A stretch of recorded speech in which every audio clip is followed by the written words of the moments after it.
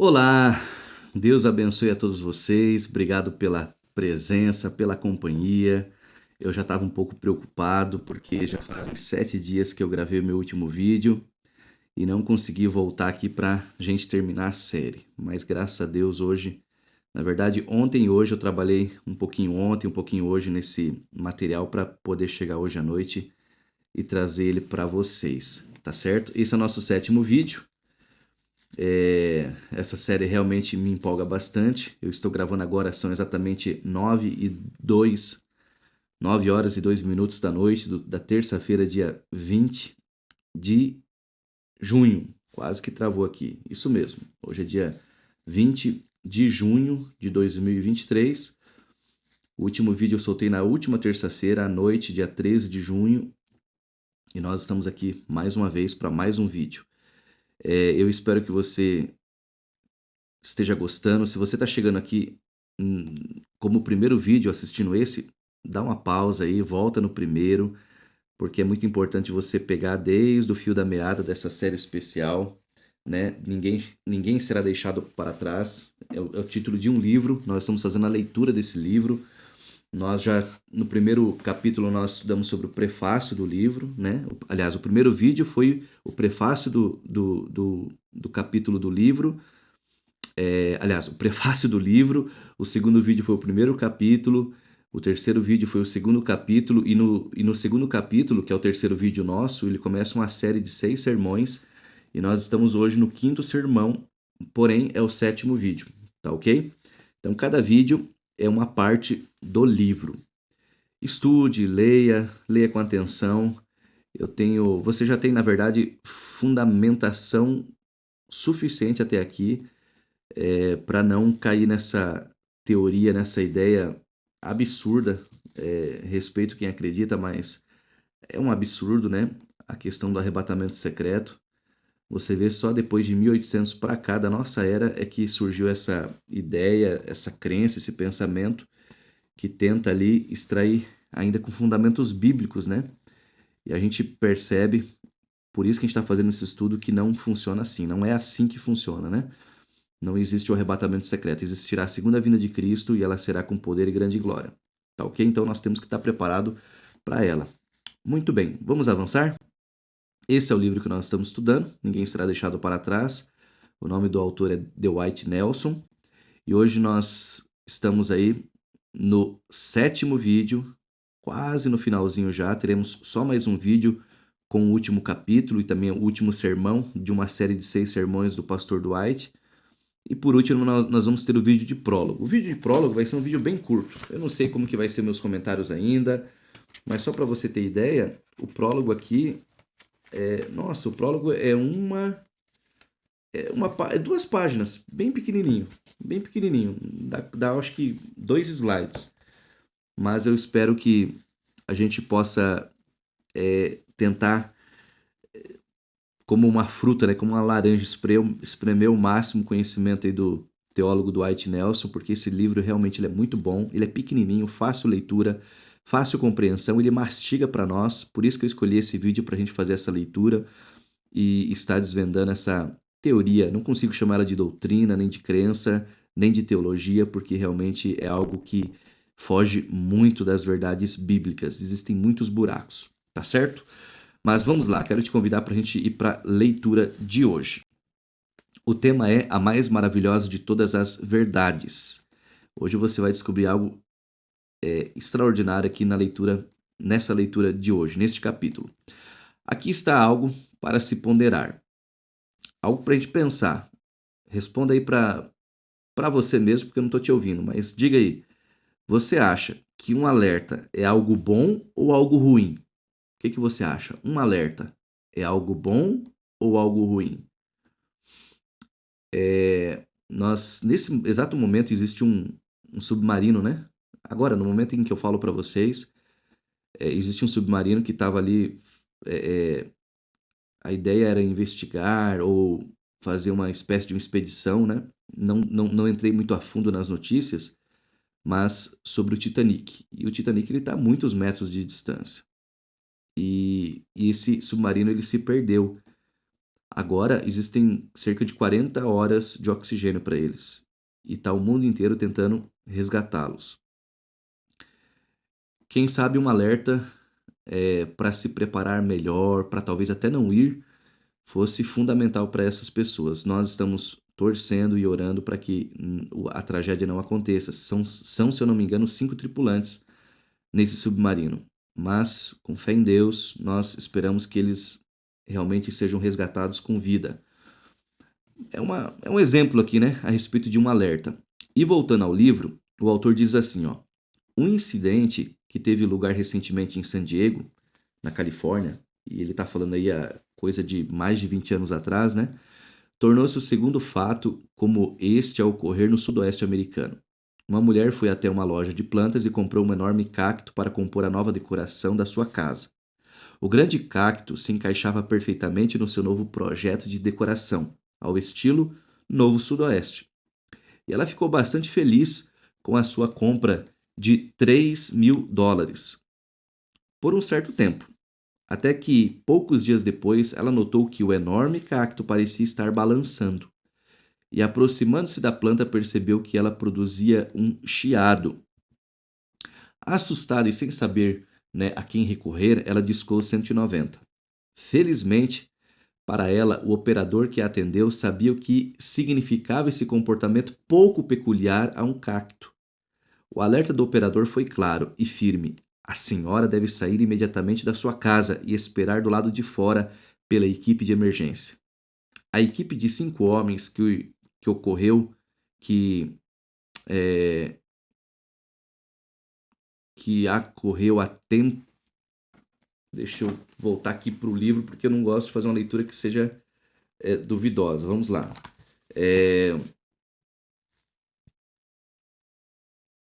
O alerta do operador foi claro e firme. A senhora deve ficar... A equipe de 5 homens que acorreu teve tempo. Tá certa a leitura aqui. Talvez a tradução, né? Talvez foi um erro aqui na tradução ou na publicação. A equipe de 5 homens que acorreu teve tempo apenas de transportar o enorme cacto de dentro da casa para o quintal, onde ele se partiu, espalhando milhares de tarântulas em todas as direções. A loja onde ela comprou o cacto reembolsou-a com $3.000 e ainda pagou pelo serviço de detetização de toda a quadra onde ela morava. Mais tarde, ao lhe perguntarem como estavam suas plantas, ela respondeu: todas de plástico e seda, obrigada. A moda de usar cactos para decorar casas é mais ou menos recente, mas aparentemente as tarântulas as têm utilizado para reproduzirem-se em massa por longo tempo. Pergunta: um alerta é algo bom ou ruim? Resposta: existe hoje uma mulher em San Diego que é profundamente grata pelo alerta do operador do 190. E existem 3 comandantes navais que, estou certo, dariam tudo o que possuíam se alguém os alertasse que havia um desventurado barco pesqueiro japonês lotado de marinheiros localizado bem na trajetória ascendente do seu submarino e que viria a afundar tragicamente no oceano. Pergunta: um alerta é algo bom ou ruim? Resposta: as vítimas de mortíferos terremotos e de suas devastadoras ondas de choque posteriores ocorridos no noroeste da Índia e em El Salvador lhe dirão que dariam qualquer coisa para terem sido alertadas sobre o desastre eminente. Seja para quem for, neste planeta, a verdade é que um alerta de um desastre iminente será sempre uma coisa muito boa se o alerta for ouvido. Se, veja aí essa partícula aí de condição, né? Se o alerta for ouvido. Um alerta. Então venha comigo, né? Conhecer um alerta que uma autora chamou de a mais terrível ameaça já dirigida a mortais. Coloque essa palavrinha aí, essa frase que está entre aspas. Lembre-se dela. A mais terrível ameaça já dirigida a mortais. Apocalipse 14. As mensagens urgentes dos 3 anjos da meia-noite. Não existe alerta mais ameaçador do que este que você está para ler. Mas lembre-se, um alerta é uma coisa boa. Então você tem todas as razões para ficar contente com este. E é por isso que estou estupefato por não haver o menor indício da mais maravilhosa de todas as verdades em nenhum dos livros, nem no filme Deixados para Trás. E ainda mais preocupante é o fato de que, sem se dar conta, Deixados para Trás defende bem o contrário desta verdade alertadora. E o contrário desta verdade, seja de quem for o livro, é falsidade. Contrário de verdade, falsidade. Como podemos conhecer a diferença? Vamos ao livro para descobrir o que Deixados para Trás deixou para trás desta vez, a mais maravilhosa de todas as verdades. Vamos lá. Vi outro anjo voando pelo meio do céu, tendo um evangelho eterno para pregar aos que se assentam sobre a terra, e a cada nação, e tribo, e língua e povo, dizendo em grande voz: Temei a Deus e dai-lhe glória, pois é chegada a hora do seu juízo, e adorai aquele que fez o céu, e a terra, e o mar, e as fontes das águas. Seguiu-se outro anjo, o segundo, dizendo: Já estamos no segundo anjo. Caiu a grande Babilônia, que tem dado a beber a todas as nações do vinho da fúria da sua prostituição. Seguiu-se a este outro anjo, o terceiro, dizendo em grande voz: Se alguém adora a besta e a sua imagem e recebe a sua marca na fronte ou na mão ou sobre a mão, também esse beberá do vinho da cólera de Deus, preparado sem mistura, do cálice da sua ira, e será atormentado com fogo e enxofre diante dos santos anjos e na presença do Cordeiro. A fumaça do seu tormento sobe pelos séculos dos séculos. E não tem descanso algum, nem de dia nem de noite, os adoradores da besta e da sua imagem, e quem quer que receba a marca do seu nome. Aqui está a perseverança dos santos, os que guardam os mandamentos de Deus e a fé em Jesus. Então essa leitura é a leitura de Apocalipse capítulo 14, versos 6 ao 12. Vamos avançar. Sobrevoos angelicais. Sobrevoos angelicais. Eis aqui uma mensagem apropriada para o novo mundo, aliás, para o nosso mundo atual. Tão inebriado pela velocidade da internet, velocidade nas estradas, velocidade nas pistas de corrida, adoramos viver com o pé na tábua. A morte trágica do piloto de corridas 7 vezes campeão da categoria NASCAR, Dale Earnhardt, no circuito de Daytona, onde ocorre a célebre prova Daytona 500, em princípios de 2001. É um alerta sombrio sobre até onde teremos que ir para experimentar o excitante fluxo de adrenalina produzido pela alta velocidade. O idoso profeta João escuta algo e olha para cima, bem a tempo de testemunhar um anjo num pé na tábua, entre aspas, né? Porque o anjo está muito rápido, está veloz, está correndo. Um anjo celestial, né? Cruzando o céu da meia-noite. Saiba que o voo não foi ao nível da copa das árvores, como um caça F-15, evitando ser pilhado pelo radar, nem tampouco em algum lugar do espaço exterior, como o ônibus espacial. Esse anjo voa como um cometa no meio do céu, como diz esta tradução. E João fica pasmado. Nós estamos falando aqui de João, né, o apóstolo, lá na ilha de Patmos, quando ele recebe essa visão e escreve o livro do Apocalipse. Pois bem, o idoso profeta tinha visto o voo daquele anjo, e ocorrem mais 2 sobrevoos angelicais em rápida sucessão. 3 anjos da meia-noite, com o que vem a ser o apelo final e o alerta apaixonado de Deus para uma civilização que vive no limiar e no fim do tempo. Isso deve explicar porque esse alerta não foi sussurrado.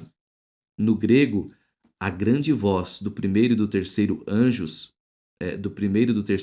é megalifone, de onde vem a nossa palavra, né, no português, megafone.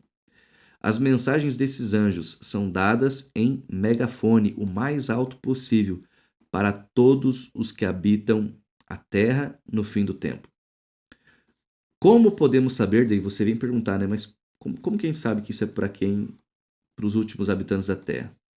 Bom, como que a gente pode saber, né, que isso está perto do fim?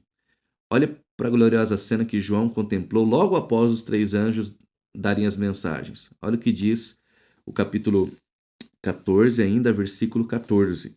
Capítulo 14, verso 14 de Apocalipse. Olhei e eis uma nuvem branca, e sentado sobre a nuvem, um semelhante a filho do homem, tendo na cabeça uma coroa de ouro e na mão uma foice afiada. Muito bem, fica claro então que estamos escutando por detrás das paredes o alerta apocalíptico final e o apelo do Deus do universo a este planeta em rebelião. O sinal da besta. Como aquela autora que a gente mencionou agora há pouco, como será que ela descreve este alerta? Ela descreve como a mais terrível ameaça que já foi dirigida aos mortais. Acha-se contida na mensagem do terceiro anjo. A mensagem do terceiro anjo, né, ali em Apocalipse 14. A referência aqui que está aparecendo 3 é o livro Grande Conflito, página 330, perdão. Uma rápida olhada, de novo, na mensagem do terceiro anjo revelará que este é um alerta contra o sinal da besta. Veja só, vamos com calma aqui. A gente está com pressa para o vídeo não ficar longo, mas a gente não pode deixar ele sem esclarecimento. O alerta do terceiro anjo, nós já lemos, mas o terceiro anjo é um alerta contra o sinal da besta. É interessante que a série, né, Deixados para Trás, se mostra intrigada com o sinal da besta, na testa ou na mão. Tanto assim que o 8º volume do que será posteriormente uma série de 12 volumes tem o título The Mark, né? Traduzindo, o sinal. A besta domina o mundo. Muito francamente, né? Todavia, eles não deveriam ser os únicos a ficarem intrigados com o sinal da besta. Quando foi a última vez que você realmente levou isso a sério? Temos visto a imprensa zombar disso e alguns círculos de cristãos até rirem sobre o assunto. Mas, meu amigo, se essa for de fato a mais terrível ameaça e alerta que já foram dirigidos aos mortais, e se um alerta que salva vidas é sempre uma coisa boa, então é melhor que você e eu, por amor à nossa vida, saibamos direito de tudo isso aí e diretamente da palavra de Deus. Então, o que o autor está dizendo aqui? Bom, se você levar em consideração que essa é a mais terrível ameaça, né, que já foi dirigida aos mortais, e que isso é um assunto importante, né, e que um alerta é uma coisa boa, porque um alerta salva vidas. E nós não estamos falando só da vida aqui física, mas da vida eterna.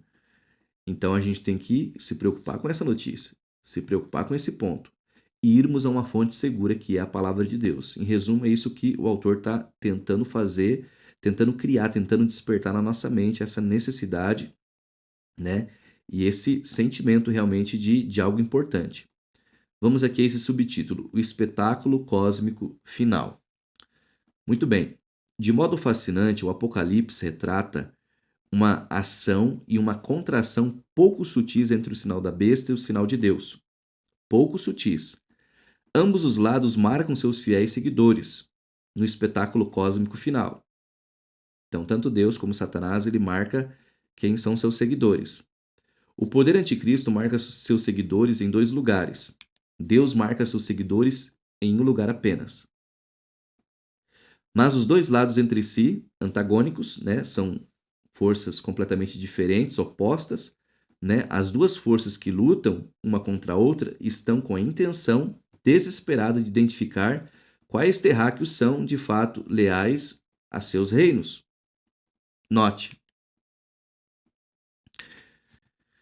Mas o único jeito de entendermos o significado do sinal da besta é primeiramente examinar e entender o sinal de Deus. Felizmente para nós, a Bíblia é maravilhosa, maravilhosamente clara no que diz respeito à marca de Deus. De fato, pouco antes de Apocalipse registrar o último e apaixonado apelo à terra, os versos imediatamente anteriores aos 3 anjos pintam um retrato dos habitantes da terra que aceitam o aviso final de Deus e o abraço no espetáculo apocalíptico final. Olha o que diz aqui o texto de Apocalipse 4, verso 1. Olhei e eis o Cordeiro. Cordeiro é um símbolo dominante de Cristo no Apocalipse. Então olhei e eis o Cordeiro, ou seja, Cristo, em pé sobre o monte Sião, e com ele 144.000, tendo na fronte escrito o seu nome e o nome do Pai. Aqui está um retrato dos seguidores de Cristo no fim do tempo. Você notou? Eles se encontram marcados em apenas um lugar, tendo na fronte, né? Na testa. Temos antes, lemos antes que os seguidores do anticristo são marcados em dois lugares, a testa ou a mão. Agora vem a pergunta, por que a diferença? Simples, porque Cristo e o anticristo atuam em dois universos muito diferentes, duas visões do mundo muito contrárias. O anticristo não se importa se você abraçar intelectualmente o que aquele poder político religioso representa. Você pode dizer sim para ele com a sua mente, ou você pode apenas aquecer, ou seja, consentir e ser levado pela mão, puxado pela multidão. Se você o está seguindo por convicção ou apenas seguindo a multidão, não importa, conquanto que você o siga. É desse jeito que o diabo sempre jogou o seu jogo. Por isso que ele mistura verdade com mentira, para ludibriar. É a sutileza dele, é o modo dele agir, né? Por isso que a Bíblia fala que a serpente era mais sagaz, né? Quantas menininhas têm dito não em sua mente, mas permitem que o rapaz de fala mansa as levem pela mão? Acontece sempre. Quantos adultos, para serem politicamente corretos, ou, pelo menos, para serem aceitos em seu ambiente ou na sociedade, têm dito não na mente, mas permitem que a opinião popular os leve pela mão. Pela mão, perdão. O anticristo, a face visível do dragão ou o diabo, né? De acordo ali com Apocalipse 13, versos 2 e 4, não se importa com a maneira com que você é levado, conquanto que você seja levado, conquanto que você esteja enganado. Pode ser que a pessoa não esteja, e é bem provável que muitos não estão convictos de que estão do lado do inimigo, mas estão jogando o seu joguinho, estão caindo no seu joguinho sujo. Mas Deus se importa. O diabo não se importa, mas Deus se importa. O diabo só quer saber que você se perca, só isso. Deus quer que você se salve, é diferente. E é por isso que ele recusa marcar qualquer dos seus seguidores na mão. Para ele, somente interessa a livre escolha da mente.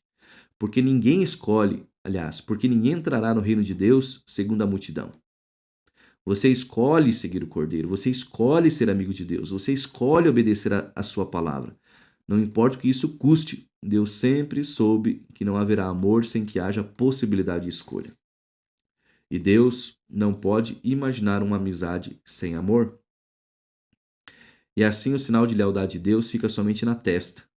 E o que é esta marca dele? 7 capítulos antes, no livro do Apocalipse, a resposta nos é dada. Olha o que diz aqui, Apocalipse, capítulo 7, versos 1 ao 3. Depois disto, vi 4 anjos em pé nos 4 cantos da terra, conservando seguros os 4 ventos da terra, para que nenhum vento soprasse sobre a terra, nem sobre o mar, nem sobre árvore alguma. Esses 4 ventos, né, nessa visão de João, são anjos que estão segurando para que não haja uma guerra que destrua completamente o planeta.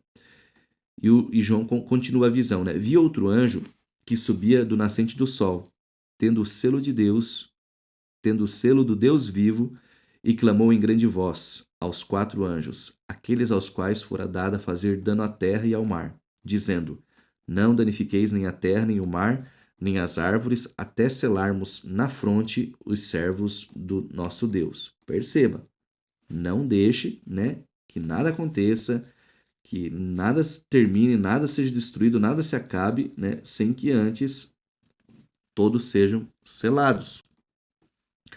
Uma vez mais encontramos um anjo apocalíptico voando em grande altitude e com grande voz.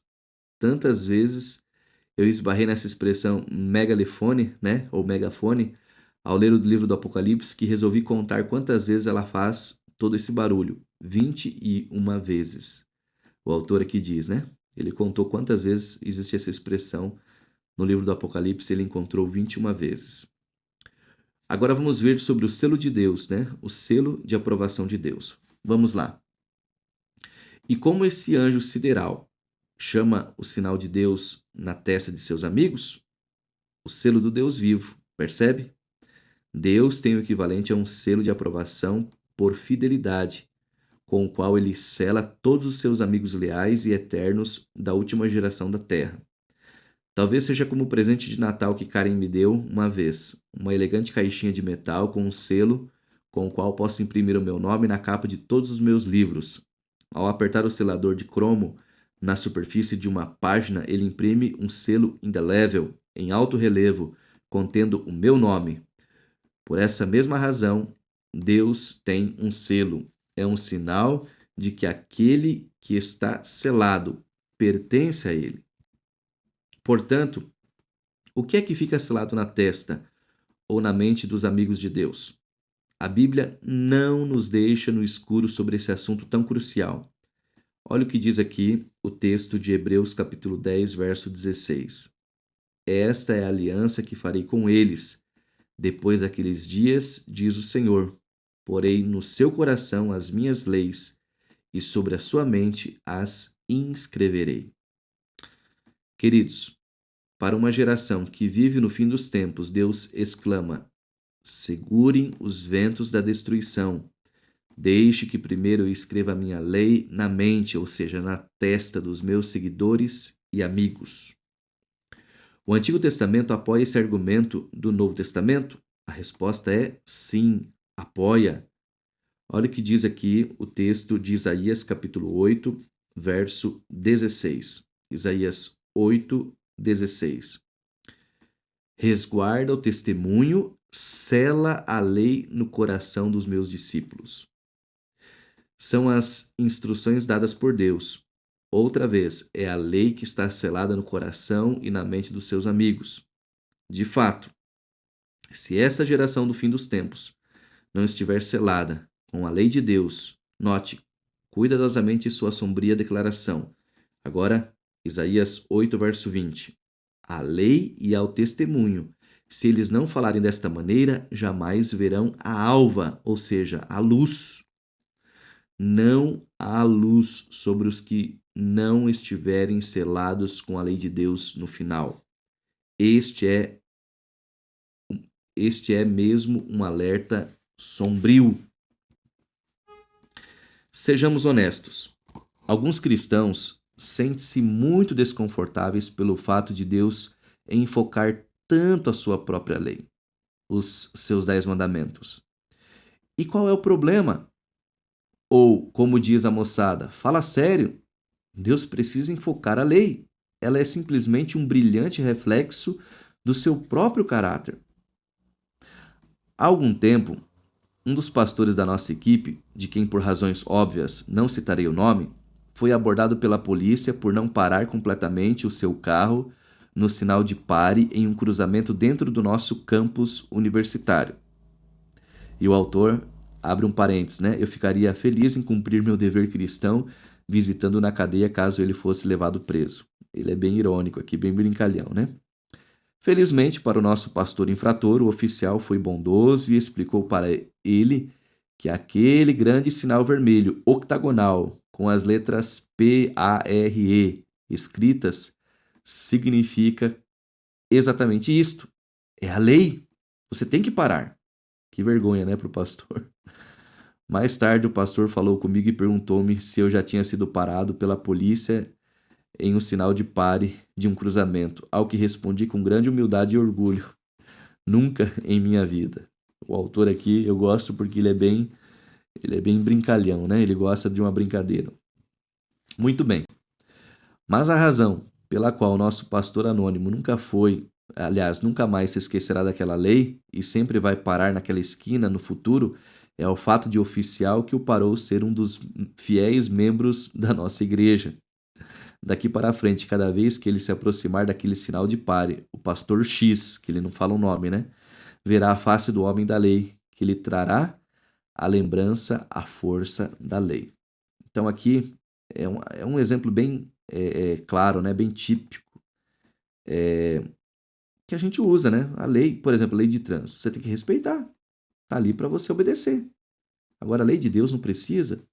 É algo completamente ridículo, né? O que a maioria das igrejas pregam, que não precisa mais ler, porque Cristo morreu e não precisa de lei. Olha a confusão que faz. Agora, veja, mais alguns argumentos para você aqui analisar a respeito da lei de Deus. A lei e o legislador. Bom, se existe uma lei, existe alguém que criou essa lei, certo? Perfeito. Quem que cria a lei? O legislador. Muito bem. Isso é o que acontece com a lei de Deus. O legislador está no próprio coração da lei dada. Você não pode rejeitar um sem rejeitar o outro. O que quer dizer que nenhum destes 10 mandamentos pode ser colocado de lado, ou desobedecido, ou sequer ignorado, sem que se coloque de lado o próprio legislador, de quem eles são o reflexo. Antes de mais nada, a face de Deus brilha de maneira refulgente em um dos 10 mandamentos. Você sabe em qual deles? Vamos ver? Se você tiver coração aberto, se você realmente tiver com a mente aberta aí para aprender, você vai entender muito bem do que esse estudo vai falar. E quanto é claro que um dos mandamentos tem o legislador de forma bem clara, com todas as características de um selo. Vamos lá. Antes de irmos aos 10 mandamentos em Êxodo 20, gostaria de mencionar uma charge política que vi tempos atrás, que reflete a análise pós-William Jefferson Clinton da imprensa sobre o ex-presidente dos Estados Unidos e o turbilhão de controvérsia que ainda o cerca. Os perdões que ele conferiu no seu último dia como presidente, os presentes que ele e a sua esposa levaram da Casa Branca, nada disso foi algo agradável de se ver. Um cartunista decidiu simbolizar tudo isso com um desenho da vitrine de uma loja de penhores de Nova York ou qualquer outra cidade similar. E lá na vitrine, obviamente empenhado para aquela loja, e agora oferecido mediante a oferta mais alta, estava o conhecido selo presidencial ornado com a águia símbolo dos Estados Unidos. A mensagem do cartunista era muito clara, muito clara. O próprio cargo presidencial havia sido penhorado. Muitos de nós, né? Deixa eu só voltar aqui que eu fiz uma falha aqui. Muito bem. Muitos de nós conhecemos os 3 componentes do selo presidencial: o nome, o cargo e a jurisdição. Assim, o selo do atual presidente norte-americano ficaria assim. Lembrando que esse livro é de 2001, então quem estava no cargo era o George W. Bush, né? Então ele dá o seguinte exemplo: num selo presidencial, o selo presidencial ele precisa ter 3 componentes: o nome da pessoa, o cargo que ela ocupa e qual a região, a jurisdição, né? O território em que ela em que compreende aquele cargo. Muito bem. Então ele dá esse exemplo. Naquela época, né? Um selo presidencial ficaria assim: nome, George Walker Bush. Cargo, presidente. Jurisdição, Estados Unidos da América. Isto é o que compõe tipicamente um selo oficial. A Bíblia está falando de selo, então vamos lá. Vamos em busca de um selo. Deus tem um selo? Lembre-se do que já vimos até agora neste estudo. Deus selará seus amigos eternos com um selo em sua testa. Deus selará seus seguidores com sua lei. Portanto, em algum lugar da lei de Deus, poderemos encontrar o selo de Deus. Repito, por isso que eu gosto desse livro. Ele desenha para a gente, né, para não ficar dúvidas. E é assim mesmo. Um dos 10 mandamentos contém o próprio selo de Deus. E este é o mandamento. Vamos lá para Êxodo capítulo 20, versos 8 ao 11. Lembra-te do dia do sábado para o santificar. 6 dias trabalharás e farás toda a tua obra. Mas o 7º dia é o sábado do Senhor teu Deus. Não farás nenhum trabalho, nem tu, nem teu filho, nem tua filha, nem o teu servo, nem a tua serva, nem o teu animal, nem o forasteiro das tuas portas para dentro. Porque em 6 dias fez o Senhor os céus e a terra e o mar e tudo que neles há. e ao sétimo dia descansou, por isso o Senhor abençoou o dia de sábado e o santificou. Você viu os 3 componentes do selo de Deus neste mandamento? Aqui estão eles. Nome: o Senhor teu Deus. Cargo: Criador. O texto diz: aquele que fez os céus, a terra, o mar e tudo que neles há. Jurisdição: os céus e a terra. Aí está, bem no coração dos 10 mandamentos, o selo de Deus. Você encontra no mandamento do sábado a autoridade, o selo de Deus. Seu nome, seu cargo, seu nome, Senhor. E ali é o tetragrama, Yahvé, né? Que é traduzido no português como Jeová. Então você encontra o nome, você encontra o cargo, Criador, e você encontra a jurisdição, céus e a terra. É fascinante esse estudo, gente. O que significa que o quarto mandamento de Deus, lembra-te do dia do sábado para o santificar, é o mandamento que é selado na mente ou na testa da última geração dos seguidores e amigos de Deus. E é isso, precisamente o que Apocalipse corajosamente anuncia. A questão final neste planeta, antes da volta de Cristo, será a ação antagônica e o embate final entre o selo de Deus e o sinal da besta. 2. Nada mais. Haverá apenas 2 lados no fim do tempo.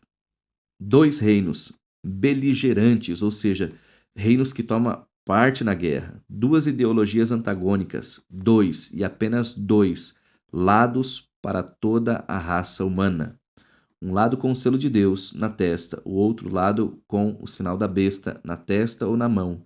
Não haverá uma terceira marca, pois não haverá um terceiro lado. Pois é, né? Nós temos hoje no mundo mais de 40 mil religiões, mas só existe 2 lados. A Bíblia chama aqueles que estão no erro, né? Existe uma mãe, né? A grande meretriz e suas filhas, que são todos aqueles que beberam, né? Da sua fonte ali corrupta, infelizmente maculada, né? Então vamos lá. E é por isso que o Apocalipse se mostra tão contundente ao definir o que significa estar do lado de Deus como o selo de Deus. Lembre-se de como o Apocalipse descreve os amigos de Deus, sendo selados com o nome de Deus em suas testas, isso lá em Apocalipse 14:1. Quer saber com que nome Deus é mais frequentemente chamado em Apocalipse?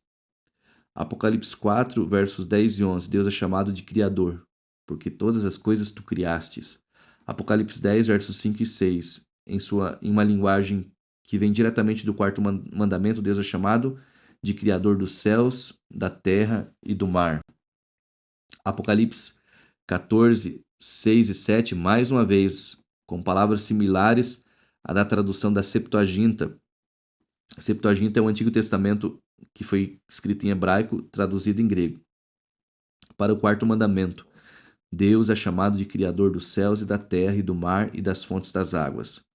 Repetidas vezes, queridos, repetidas vezes, Deus é mencionado e adorado como todo-poderoso Criador de todas as formas de vida. E o seu nome, o seu cargo e a sua jurisdição estão selados na mente da última geração dos seus seguidores e amigos aqui na Terra. Por isso, a evidência bíblica é clara ao mostrar que no fim do tempo, o conflito final girará em torno da autoridade de Deus como Criador da raça humana. E é por isso que o anjo da meia-noite risca o último céu da terra, clamando com um poderoso megafone: temei a Deus e dai-lhe glória, pois é chegada a hora do seu juízo, e adorai aquele que fez o céu e a terra e o mar e as fontes das águas. Apocalipse 14, verso 7. Não tem jeito. O quarto mandamento estará no foco quando houver o último embate político, um embate apocalíptico, né? Não é político.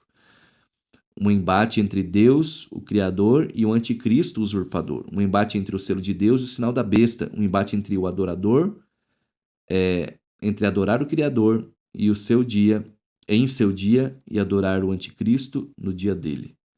Sabemos qual é o dia de Deus, pois Jesus declarou: o Filho do Homem é Senhor também do sábado. A referência está em Marcos capítulo 2, verso 28. Se o sábado é o dia de Cristo, então que dia é o dia do anticristo? Boa pergunta, né? Nós trabalhamos aqui agora, primeiro por contraste. Primeiro a gente foi ver um lado para descobrir o outro. Então nós já sabemos que a marca de Deus é o sábado. E qual que é a marca da besta? Bom, quem mudou o dia? Pastor Dwight, ele diz assim, que ele tem na biblioteca pessoal dele um pequeno livro alaranjado, intitulado, já vou falar direto no português, O Catecismo do Convertido à Doutrina Católica. Dentro do livro estão as permissões oficiais para imprimir este documento, declarando que o autor, Padre Peter Gierman, recebeu todas as bênçãos eclesiásticas necessárias para que o livro fale por Roma. Note a intrigante mudança. Isso está no livro, é um documento oficial católico, tá bom? Pergunta. Olha a pergunta que tem no livro. Que dia é o sábado? Ele responde: o 7º dia é o sábado.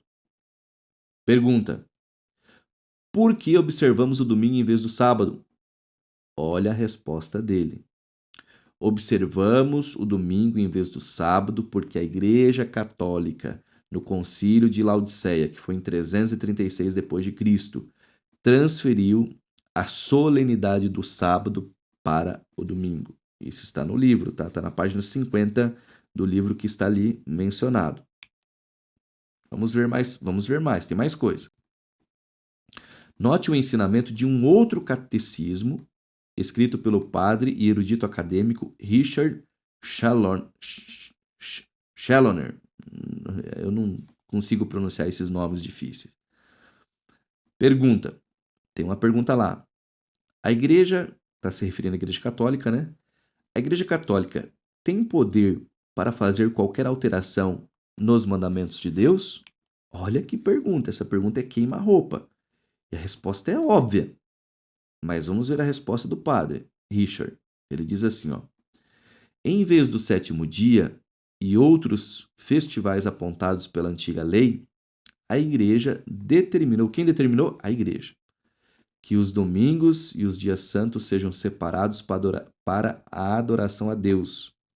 E são esses dias que somos agora obrigados a guardar, em consequência dos mandamentos de Deus, em vez do antigo sábado. Está nesse documento. É a referência 15 você vai ver lá no finalzinho da nossa apresentação, tá bom? Vamos, tem mais coisa.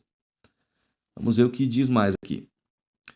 Não é estranho não podermos encontrar em nenhum lugar das Escrituras Deus conferindo a qualquer ser humano, qualquer instituição humana, o direito ou prerrogativa de alterar aquilo que ele escreveu na pedra com seu próprio dedo? Muito pelo contrário. Além de a gente não encontrar essa permissão de Deus, o que nós encontramos? A Bíblia termina com um aviso sombrio. Isso está registrado em Apocalipse 22, versos 18 e 19. Se alguém lhes fizer qualquer acréscimo, Deus lhes acrescentará os flagelos escritos neste livro. E se alguém tirar qualquer coisa do livro desta profecia, Deus tirará a sua parte da árvore da vida. E aí, o que você acha? É preocupante ou não é preocupante essa declaração? Eu não entendo como que esse povo tem coragem, né, de ensinar a mentira, o engano, né, para as pessoas. É muito, mas é muito triste. Muito triste mesmo. Estava procurando aqui uma notícia que apareceu aqui, mas depois eu vejo. É a respeito para mim que era a respeito dos marinheiros, dos tripulantes lá, mas não é não. Muito bem. A prova por meio de raciocínio circular. Eu vou deixar meu celular aqui virado, porque senão ele fica tirando minha atenção. A prova por meio de raciocínio circular. Então, queridos, de onde vem então o poder e a prerrogativa de Roma de conspurcar, ou seja, desonrar a lei eterna de Deus? Considere mais um catecismo, desta vez o do padre Stephen Kennan. Aqui é uma pergunta. A pergunta para ele é a seguinte: você tem outra maneira de provar que a igreja tem poder para instituir festivais e preceitos? Qual que é a resposta do padre? Se não tivesse esse poder, não poderia ter feito aquilo no que todas as religiões modernas concordam com ela. O padre aqui ele dá no meio das outras igrejas. Porque assim, ó, eu vou falar o que o livro não está falando aqui, não está sendo tão explícito. Veja, a Igreja Católica guarda o domingo. Ela instituiu o domingo como dia de guarda. E hoje não é só a Igreja Católica, não. Igrejas evangélicas também guardam domingo. São filhas dela. São filhas dela. Existe até um documento católico que diz, olha, as outras igrejas deveriam ter vergonha. Deveriam se unir a nós, porque estão seguindo a nossa doutrina. E nesse mesmo documento, é um documento oficial católico, a pessoa que tá, o padre que está dizendo, ele fala assim, com exceção dos adventistas, que não seguem. Mas o restante, todos deveriam se unir a gente, porque está seguindo o que nós ensinamos, o que nós instituímos. Mas vamos lá. Fecho aqui meu parênteses. Ele diz mais, não poderia ter substituído a observância do domingo, o primeiro dia da semana, pela observância do sábado, sétimo dia, uma mudança para a qual não existe autoridade escriturística. Esse é mais um documento da Igreja Católica. Você vai ver a referência no final aqui dessa apresentação, referência 17. Numa demonstração de raciocínio circular de tirar o fôlego, um porta-voz desse poder geopolítico religioso declara: a prova de que a igreja tem o poder de trocar o sábado pelo domingo é encontrada no fato de que a igreja é encontrada no fato de a igreja ter trocado o sábado pelo domingo. A prova é essa. Nós trocamos. Tá aí, ó, tá trocado. Sem qualquer indício de permissão divina, ao contrário de tudo o que este livro defende. O que diz Daniel 7,25, queridos? Isso já estava profetizado. Olha, desculpe o desabafo, mas eu não entendo o que acontece na cabecinha de muitas pessoas. Não estudam a Bíblia. Gente, estudar a Bíblia tem a ver com salvação. Tem a ver com salvação. Você só encontra salvação na Bíblia. Só encontra salvação na Bíblia. Isso já estava profetizado 600 anos antes de Cristo nascer, pelo profeta Daniel. Quando você vai para o livro de Daniel, capítulo 7, verso 25, ele dirá que esse poder cuidará em mudar os tempos e a lei. A profecia de Daniel estava absolutamente clara, 600 anos antes de Cristo nascer. No final dos tempos, haverá um poder que mudará, um anticristo que mudará os tempos e a lei. Qual que é o único mandamento de tempo? Fala para mim. Qual é o único mandamento que tem a ver com tempo? O sábado. A lei de Deus foi mudada, foi alterada. A Bíblia já falava sobre isso. Mais claro que isso não tem, queridos. Não tem. Bom, aí está. Dificilmente o dramático contraste entre o selo de Deus e o sinal da besta poderia estar tão bem delineado. A autoridade de Deus versus a autoridade do homem. Adoração a Deus versus adoração ao homem. O sétimo dia, que é o sábado, versus o primeiro dia, o domingo. O dia e a maneira de Deus versus o dia e a maneira do homem. O selo de Deus versus a marca da besta. Repito, é muito claro no Apocalipse que a questão global final e definidora antes da volta de Jesus será a autoridade e o culto ao Criador, por ser Ele o Senhor do sábado. Não é mera coincidência que o mundo acadêmico de hoje esteja dominado e oprimido pelo ateísmo científico sobre os eufemismos do naturalismo e do darwinismo. A história intelectual humana está se dirigindo diretamente para este embate cataclísmico entre a autoridade do Criador e a autoridade do poder pseudo-criador com que o homem se auto-investe. Não é por acidente que a sociedade pós-moderna está rapidamente se tornando uma sociedade pós-cristã e pós-criador, com o ateísmo social dominando a mídia e as massas através do secularismo, do materialismo e do hedonismo. Tudo isso sem o Criador.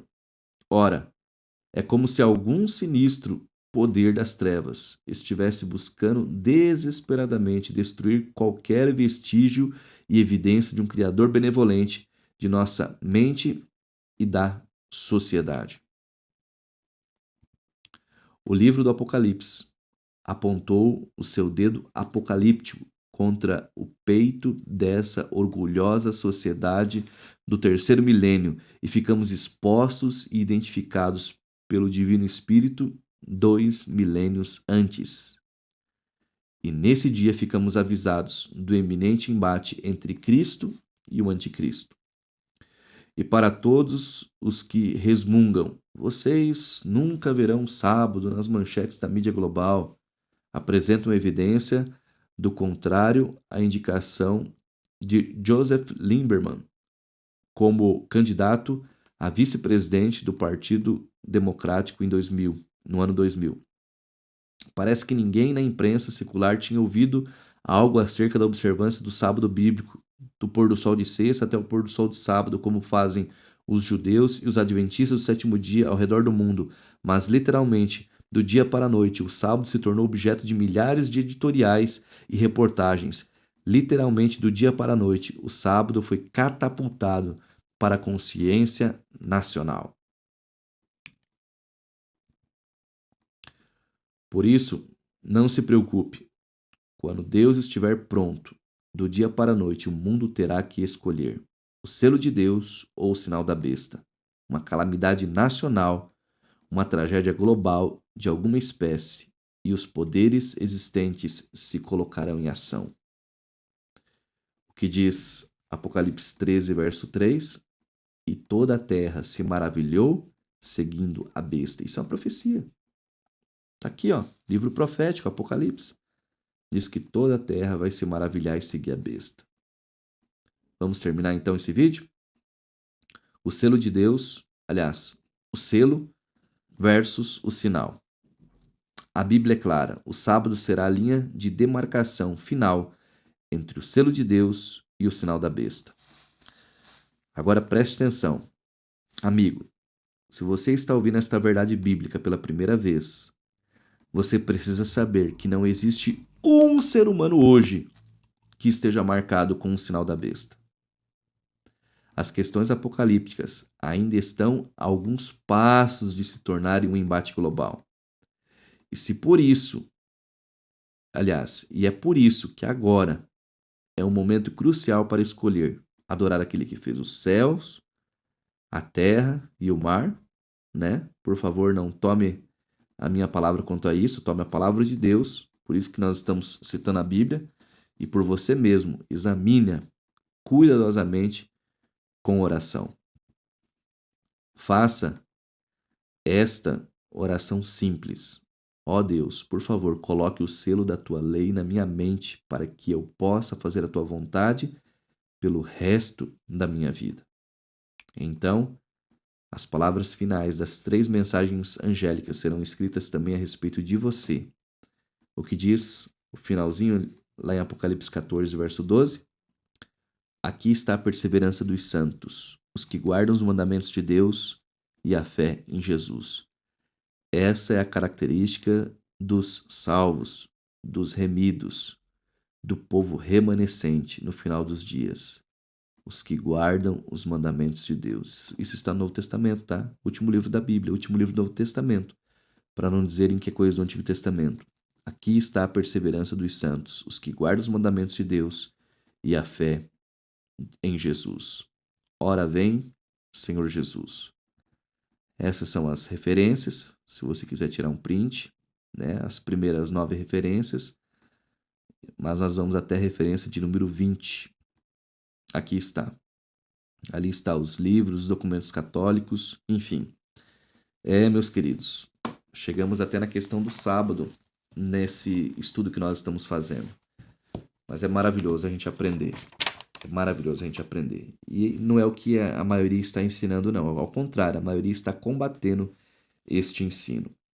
No próximo vídeo nós veremos a mais abaladora de todas as verdades. É o último capítulo, mas não é o último livro. Como eu disse para você, nós vamos até o prólogo, nós vamos até a última linha desse livro aqui, para a gente poder extrair o máximo dos ensinos maravilhosos que o pastor Dwight aqui trouxe para nós. Que Deus te abençoe. Vamos fazer uma oração? Querido Deus, querido Pai, muito obrigado por este estudo, muito obrigado pela oportunidade de gravar este vídeo, de poder aprender mais e mais a Tua palavra. Talvez alguém esteja preocupado, com o coração acelerado, ansioso, porque a mente realmente se abriu para esta grande verdade da Tua palavra, que aguarda dos Teus mandamentos, a observância fiel deles, pois eles são a norma do Teu caráter, a norma do juízo, e dentre eles está o sábado. É um dia que nós devemos guardar e observar. Que Deus nos dê força, coragem e um espírito de um verdadeiro seguidor de Cristo, alguém que será marcado com o selo de Deus. Peço a tua bênção sobre cada um de nós, em nome de Jesus. Amém. Queridos, um grande abraço para vocês e até o nosso próximo vídeo. Tchau, tchau.